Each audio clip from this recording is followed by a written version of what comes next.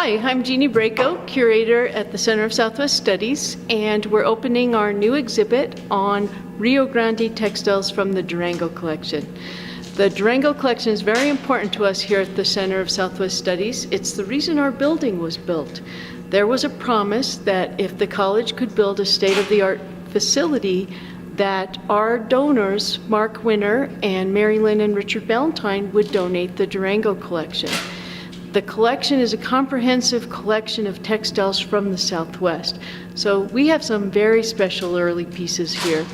In this exhibit, one of our 50th anniversary exhibits, we've chosen to feature the Hispanic textiles from our collection. So the Spanish contribution to weaving in the Southwest was really the treadle loom, which was a different kind of technology, and also the sheep.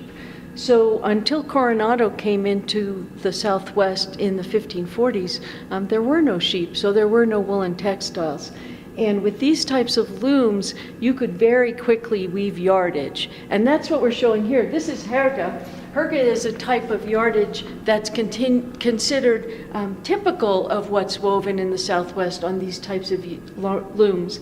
This would have been very utilitarian. It might have been used on the floor. It might have been sewn into sacks for carrying things on mules or donkeys or on horseback. So very much the basic fabric of the Southwest. Maybe like we have those shopping bags in Durango now. Anyway, so this is a twill weave. It comes out looking like a plaid because it's alternating stripes of white and brown.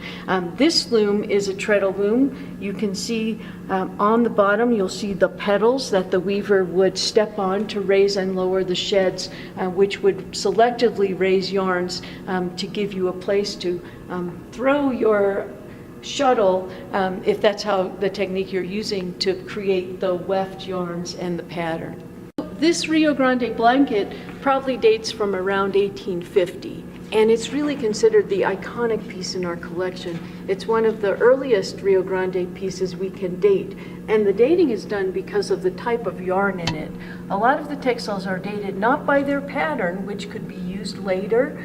Certain style could develop and be used over and over again, but really by the materials. So we often have to look at the wool quality, the wool type, the quality of the dyes. Sometimes we do dye analysis to determine what those dyes are. This piece has Saxony yarn. Saxony was produced in the early 1800s to about 1865 and would have been applied commercial yarn. And that's what makes the dating in this piece definitive. I wonder why we have a model house in the middle of a textile exhibit. Well, the textiles were meant to be used in the home, and we wanted to show people how those textiles were used and also some of the characteristics of the homes. And so here you can look at the architecture, and what you see, what we think of now as Hispanic or Spanish architecture, is really a combination of a lot of the ancestral Puebloan and other native features of homes and houses in the Southwest. So this is where we show you where those features and characteristics come together.